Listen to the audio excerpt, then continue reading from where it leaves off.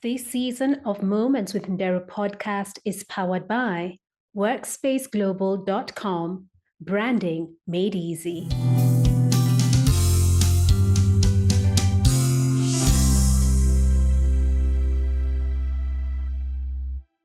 Hey, welcome to season 7 of Moments with Ndero podcast, a space where you will be inspired, encouraged, and uplifted. Wherever you're listening from or watching, I truly appreciate you and thank you so much for taking the time.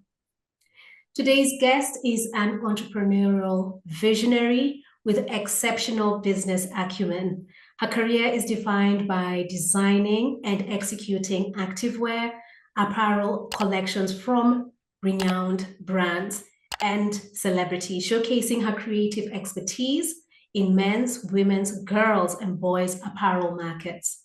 Her versatile and critical thinking approach, coupled with her dynamic leadership style, has consistently propelled her to spearhead design strategy, brand development, marketing, sales, and customer engagement efforts.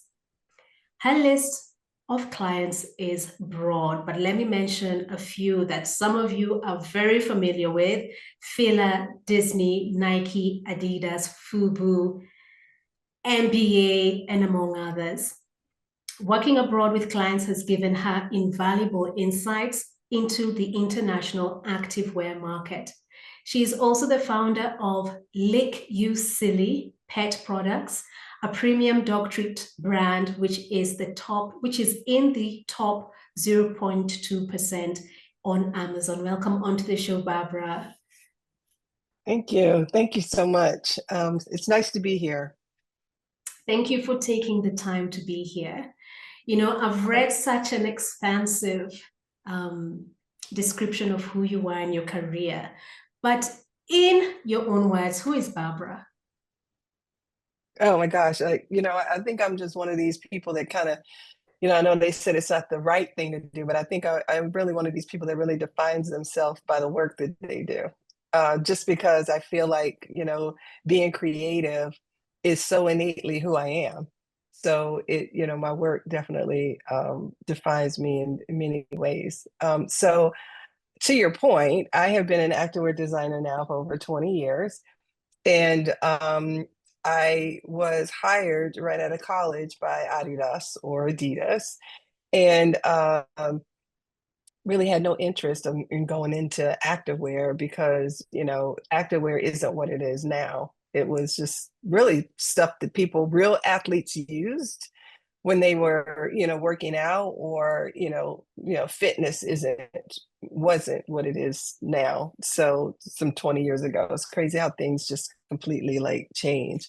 But yeah, I was offered an opportunity during my senior show. I went to Pratt Institute in Brooklyn, and I was offered a job with Ralph Lauren and one with Adidas. And I didn't really have any interest in working with Adidas, but I had a bigger interest of not going home and back home to Virginia and having to try to figure out my life there. So Ralph Lauren wasn't really offering any money.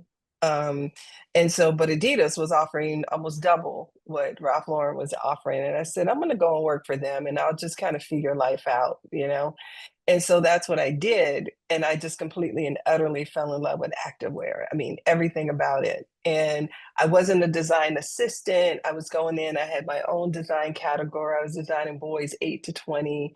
And it was just such an incredible opportunity. And then I started designing a lot of product that was doing a lot of volume for the company. And so when I didn't know our office was scheduled to close, but probably a year and a half into it, my boss came to me and he said, hey, we're closing the office and we're moving it to Fontainebleau, France. And I'd like to offer you that position. And I'm like, Fontainebleau, France? I just, I failed French with a 69 in high school. So it just wasn't on my radar.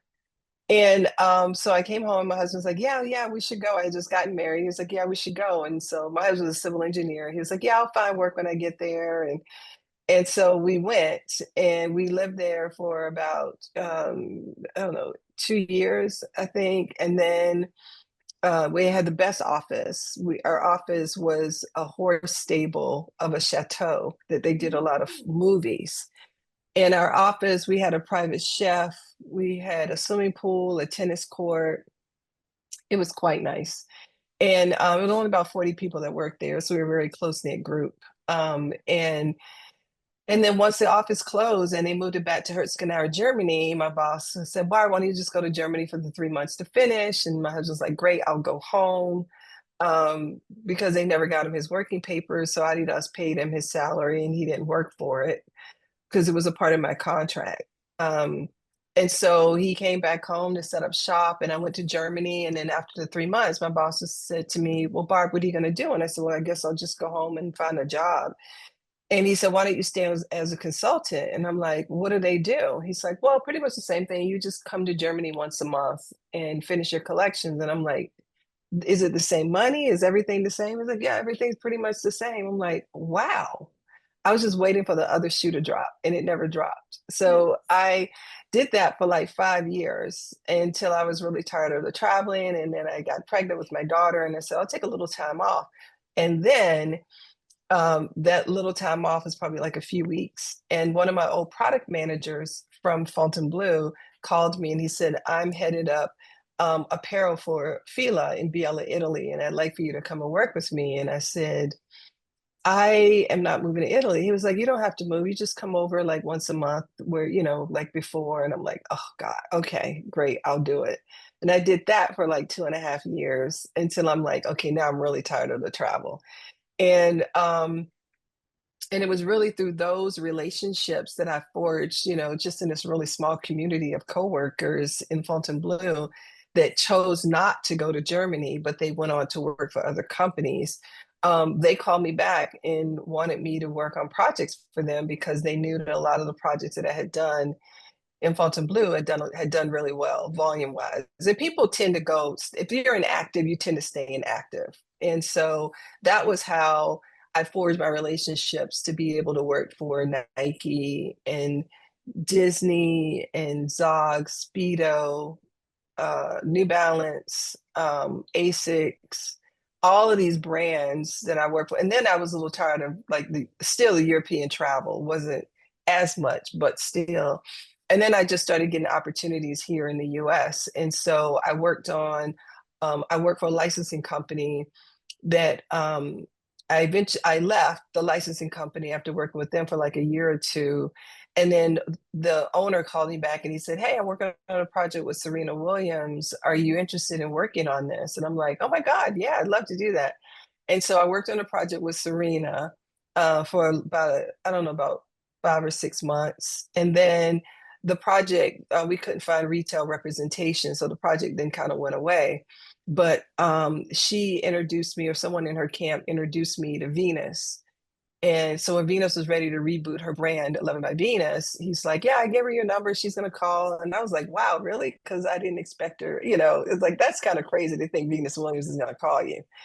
And then just out of the blue one day, my phone rings and I'm like, hey, Barbara. And she's like, yeah, can I speak to Barbara? And I'm like, yeah, this is she. And so she's like, hey, this is Venus. I'm like, Williams? She was like, yeah. And I'm like, can you hold on 1 second for me? I'm on another call. I literally was not on another call. I was just like doing the silent scream, like, like just so Wow. excited. Yeah. Yeah, because I had this crazy premonition that I was going to work for both she and her sisters. And I had already worked for Serena and now Venus. And I was like, wow, it's just so crazy, how your dreams kind of manifest. So I was with V for like 4.5 years working with her brand. And then, she wanted me to move to Florida. And I'm like, oh, I can't move to Florida. My husband's here. And it's just, not going to work out. So in any event, I just went on from there. Before that, I even worked at Walmart. So I was design director for Walmart's 6 activewear divisions. So it was like, I did Serena, then I did Walmart, then I did Venus. And then, so when I was at Walmart, I was the design director for 6 activewear divisions. So we did men's, women's, girls, boys, infant, toddler, girls and boys. And we did about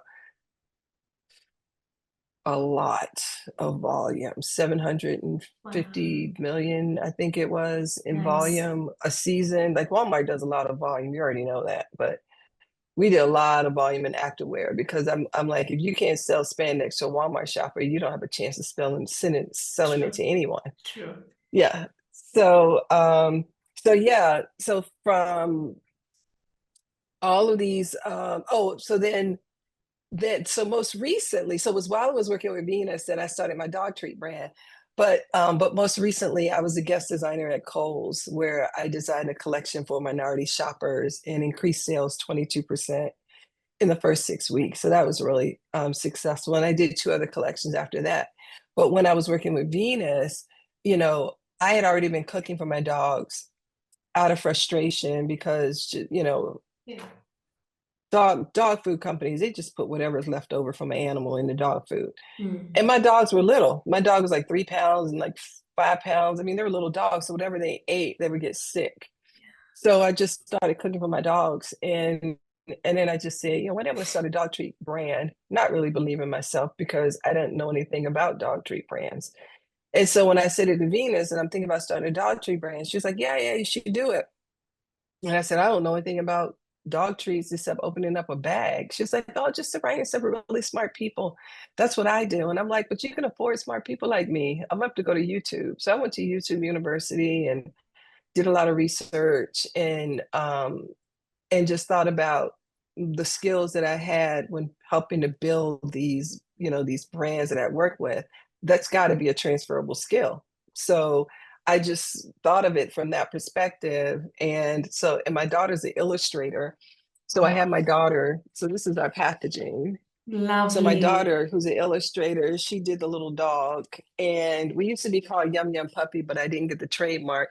And then I kind of drove my family crazy coming up with a new name, which was Lick You Silly. And that was because my older dog used to lick herself all the time.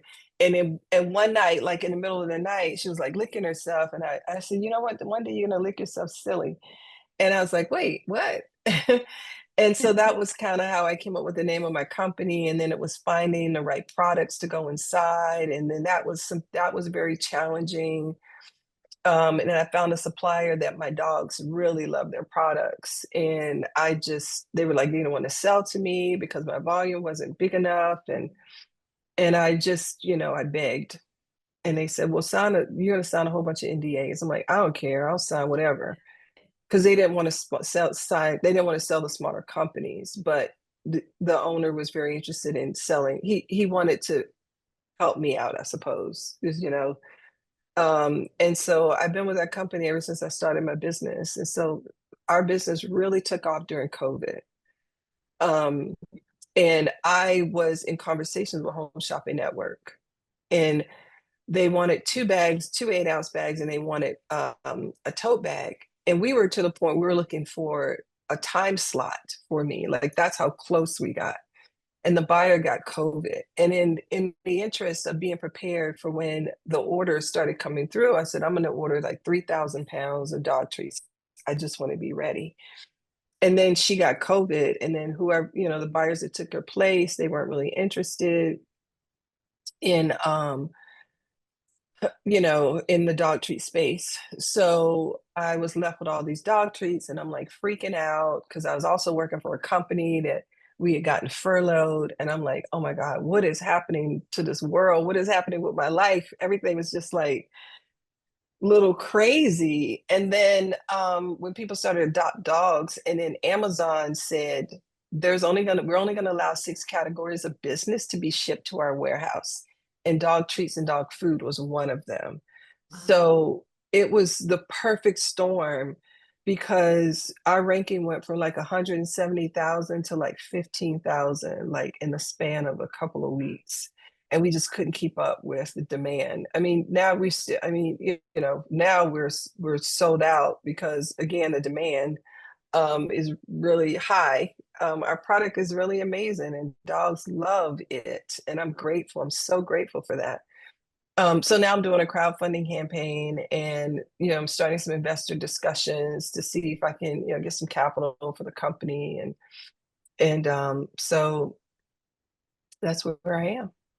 That is such an amazing journey where all I'm hearing is an individual who knows herself, who doesn't shy away from her creativity, but also whatever she does, lack of a better term, turns into gold, and her co-workers and former bosses will always call her back. So what's the thing that keeps you going and keeps you standing out in a room full of people where someone is like, I want Barbara to work on the next project, no one else but Barbara? Well, I believe, it is my talent when it comes to design. I don't think there's a lot of people who design six categories. Like people either say, "Oh, I only do women's," or "I only do men's." But working for a company like Adidas right out of the gate, I was more or less conditioned and trained to be able to design for all categories because that's what the job required. And so, I think I really understand, going into a project, the consumer that is purchasing. I understand, trends. I know what sells well. I know I tend to pay a lot of attention to detail, and, certainly fit. I think that the story that comes with smaller companies, when there's a story to be told about the customer, it helps me to hone in a lot better as to what that person would be interested in wearing. Trends are trends. There are trend services that companies subscribe to, and that kind of gives you like a little bit of a jump start into what's going to be, happening for the season as it pertains to silhouettes and colors. I also feel like um, I'm really I always over deliver, and it's really important that when I'm doing a project that my client is happy with the work that I'm doing, and they're 100% satisfied, because when they're satisfied, that makes them look really good, and the accolades that they're gonna get from the powers that be, they have to give the final sign off. If it isn't them, it makes them look good. So as long as I can make my clients look good, whether sometimes it's just to a retailer. If the retailers come in and they're really happy with the work that I've done, then they're going to continue to hire me for other things. You know, um, so I really work hard to deliver something that is fresh and unique, and trend it forward while still being very commercial. Um, I like to, yeah, I'm pretty easy to work with, and I love what I do, so it never feels like work for me. So, yeah, I think that's the formula. I like what you're saying, where you like what you do and it Mhm. doesn't feel like you're working. But there could be an individual who's listening in, they're talented, you know, but they still haven't figured themselves out and they're still insecure and they don't know how to harness the creativity that's within them for themselves and for their teams. So how would you encourage them to truly be themselves and truly tap into that superpower of you're only you and that's your superpower? I mean, I think, you've got to figure out different perspectives. I mean, obviously, if you're working for a company and they hired you for a reason, and you know why they hired you. So it really is just honing your skills a lot better.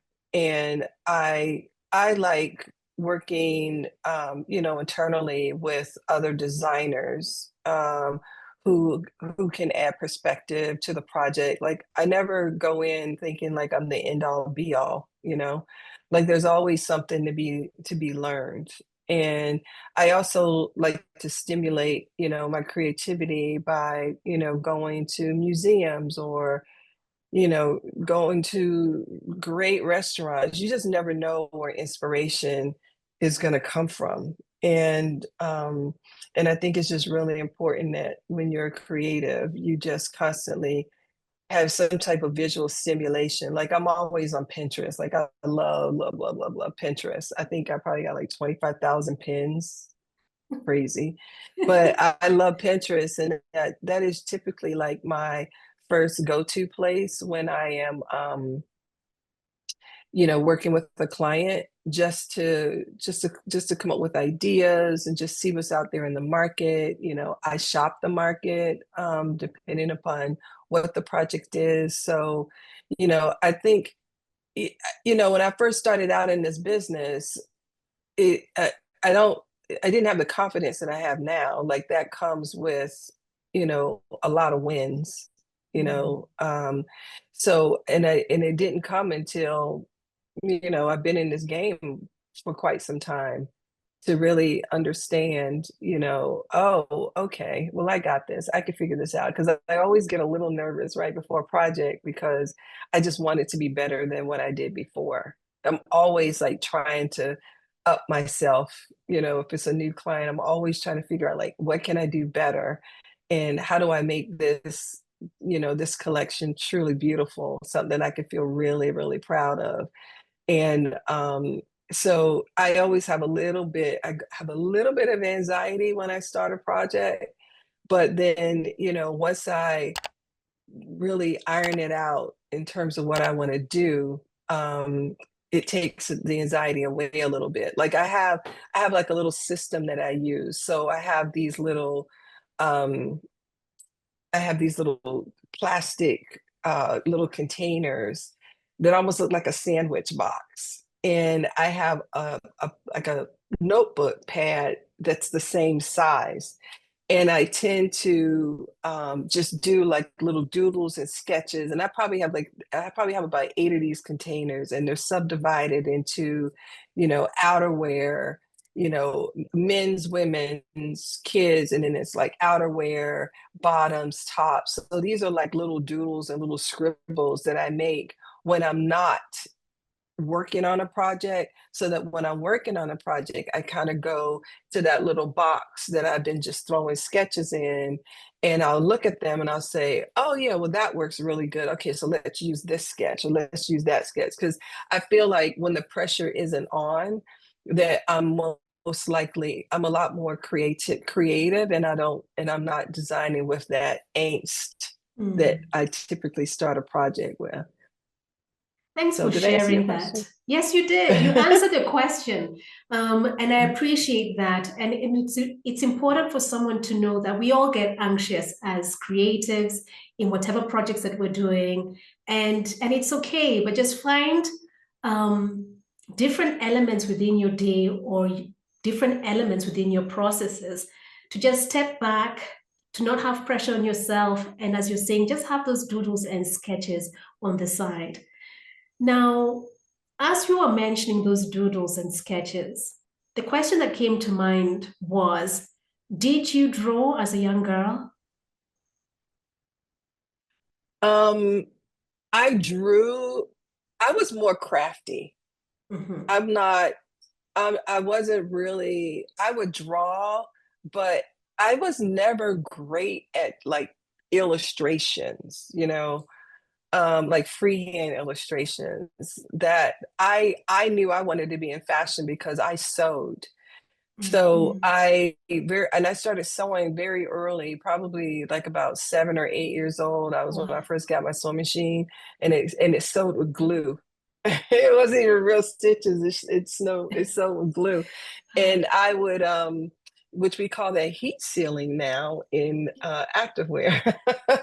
But I would make my doll clothes, and like Barbie, she'd have all these really cute outfits. And then Nice. I finally got a sewing machine that sewed with real stitches.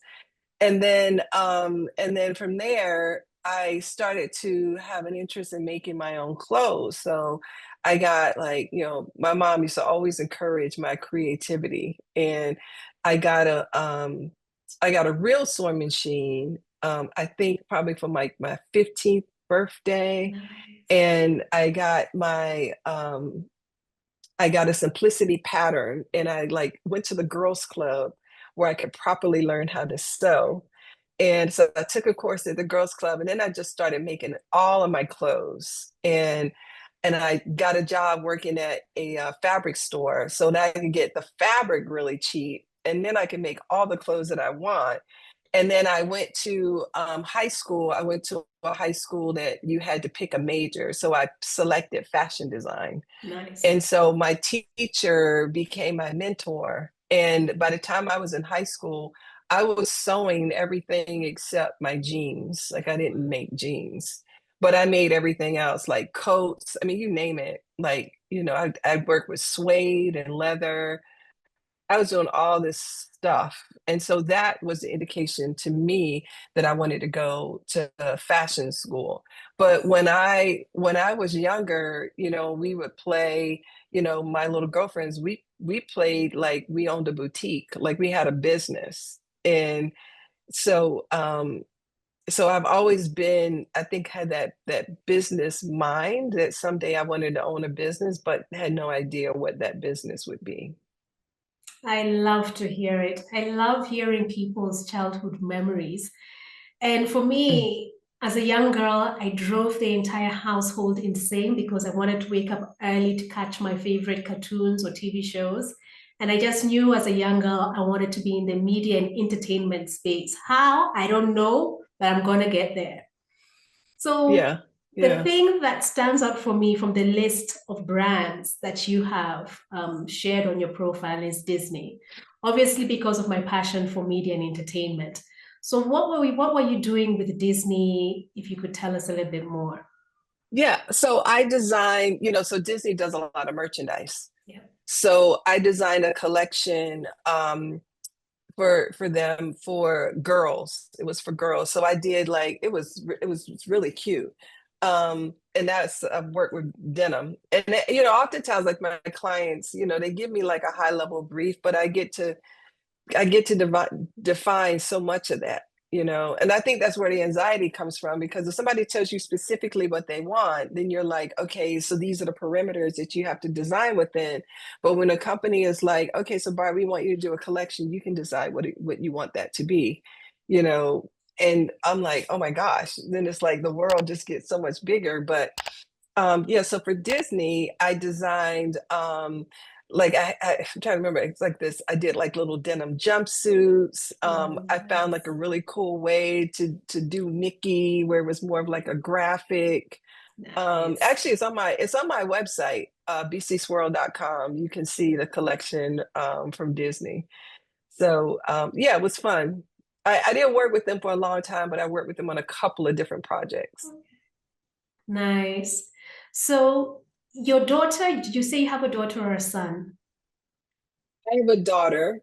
She is 27, and she's an illustrator. Love it. And her work is amazing. Her Instagram is Mada, MADA.exe. And so yeah, my daughter, she has been drawing since she was like 2 or 3. I mean, whenever we would go to a restaurant, I'd always take a little pad for her to draw. And then she fell in love with like anime. And Nice. so her style is a cross between, it's got a little bit of Asian inspired, it's got an anime feel, but her followers, she's got close to 40,000 followers now, and they just love her work. Like my living room right now looks like a warehouse because she's got so many orders that she's shipping. And she's married now, so she comes over and packs orders because her studio is too small to for all of her boxes and wares. So, but yeah, she went to college. Her first 2 years of college, she went to Savannah College of Art and Design, and she studied in Hong Kong the first 2 years. So that was heavily Yeah. influenced the way that her art is, Yeah. Yeah. and it's beautiful. Her work is really beautiful. Awesome. So, how did you ensure that yourself and your daughter, if you want to touch upon your daughter's journey, but how did you ensure that you stayed true to yourself from being a young girl who knew she wanted to be in fashion And until now that you've transitioned into dog treats, but it's still an element of creativity. How have you ensured that you stayed on that narrow path? Well, I mean, I think when you're creative, you always look at everything from a creative perspective. I mean, everything you look at from a creative perspective, that's the whole left brain, right brain. And I feel like I've got a little bit of both. Um, you know, I just think that when you find your stride, and once you find that stride, it's so easy to stay on that path because finding your stride would have already provided you some type of indicators that it's something that people like, or you're getting good responses, right? So for instance, when my daughter, her earlier Instagram, like, she's archived all the images now, but she got likes for her earlier work, but it wasn't until she sort of changed her style that people really started to love it. And so she just did more of that. Mhm. And I think it's the same thing, like, even like when you're a content creator, like, you create content, but you tend to magnify the content that was really well received. If that's what people like, you just do more what people like. And for me, with activewear, I know what people like. It's just that I have to figure out how to put a spin on that for the clients that I work with, because obviously everybody can't have the same product. But it is so much a part of the style, the way in which I design, that I'm always able to find like a new perspective around the business, or the project. And even like with my dog treats, I really just thought, I tend to think about what would a consumer like, or what would a consumer want to purchase. And so with my dog treat brand, I knew that I wanted to have a more contemporary packaging. I knew that I wanted to have a dog character. I didn't want to have an actual dog on my bag, because all the dog treat brands were doing that. I knew that I wanted to give this dog character a whole personality, which his name is Yum Yum. And, I've got some animated shorts on my YouTube channel all about the adventures of Yum Yum, because he would do anything for a lick you silly treat. So I knew that I wanted to give the dog a little bit of a personality, because I wanted that to be an entity of my business. Because my goal when I started it was, I wanted to have a series of animated shorts, I wanted to have the products, and I wanted to have a reality show. And interesting enough, I was contacted by a producer at HGTV who asked me if I had a reality show. And I'm like, well, actually, I do. So I'm in the process of pitching my reality show to HGTV. And so, it's all about dogs. I don't know if people really care so much about what the visuals are of the packaging. I just happen to be one of these people that goes into a wine store and I buy wine based on a pretty label. So Mhm. I figure if I could use that concept for dog treats, I might be onto something, but then the product had to be amazing. So I just wanted to make sure that the product really aligned with the packaging, and it really does. No, it does. We've got beautiful packaging. Could you lift it up Mhm. one more time for someone to see? Oh, sure. Yeah. Yeah. Yes. And how many So we have flavors do you have? we have beef liver. This is our beef liver. We have chicken liver. We have our Nutter Doodles. We have our Nutter Doodles, which is a peanut butter treat. Then we have our seasoning boost. And so all of the products, it still uses the little orange dog. Yeah. And I just wanted the packaging to just be really fun. Hmm. So we've got our seasoning boost, and then we have a little bottle of our seasoning topper for really picky dogs. And then we have a lick mat, which Okay. you can put peanut butter on it, or you could put bananas or whatever, and that's really for the purpose of anxiety. Hmm. So um yeah, so we don't have a lot of products, but yeah, I'm trying to keep it really focused. You've done so. You've done so. So we're going to switch gears a little bit and play a game, this or that. Okay. Oh, Black or fun. white? White. That's a hard one because that's my whole wardrobe. Black and white is my whole wardrobe. I'm like, I don't know. Oh my, that is funny. Lunch or dinner? Dinner. Nice. Countryside or city?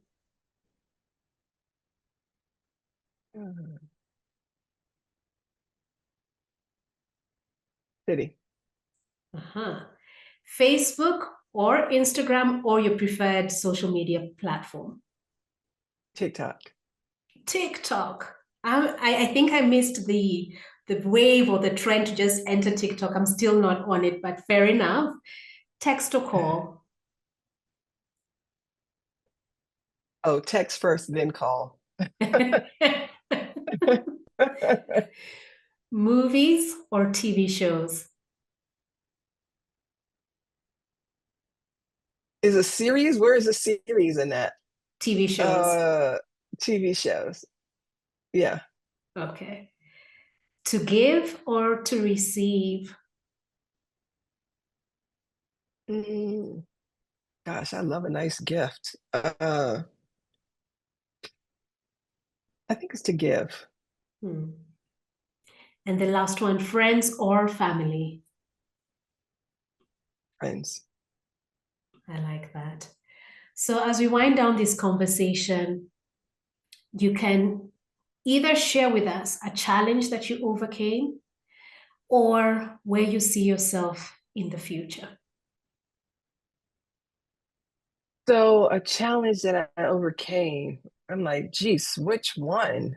Uh, well, what the challenge that I have right now is really wanting to utilize my design background and perhaps pivot more into marketing and sales. Like I've done sales for two of my clients. One of them was I got them product into all doors at Walmart. We did about 40 million for the year. And then sorry, for in 6 months. And then I have one client that I just took his whole division apart and put it all back together. And the company was sold like 2 years later. Um, and then I also got him two pants in Costco that was about $3 million in sales. So with the new company I just started now, Sport Culture Advisors, I'm working with a former colleague, Brian Mangione, and Brian has just as much experience in sales and marketing as I do in design. And so together with this company, we are working with mid to large tier companies on design, sales, and marketing. And so we've been working with a couple of manufacturers who are now interested in getting into retailers, go direct to retailers, as opposed to retailers coming to them and then there's the middleman, right? So now they want to go directly to retailers or they want to create their own private label brand.